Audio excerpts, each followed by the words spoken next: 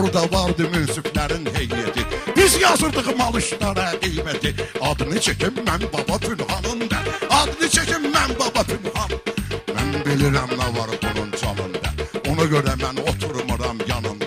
Kişəclər çomaqla gəzər, əybi yox. Diş olmaz damaqla gəzər, əybi yox. Dal əli yamaqla gəzər, əybi yox. O ləkədən olmaz amma vicdanında. O ləkədən olmaz amma vicdanında.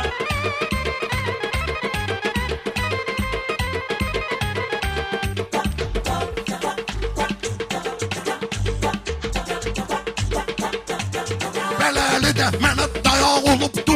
Meyxanada həmişə uşaq olubdu. Meyxanada həmişə uzaq olubdu. Yamağa da məndən də uzaq olubdu. Ağamizədən o şey uzaq olubdu. 50 ildir gezir bu at salında. 50 ildir gezir bu at salında.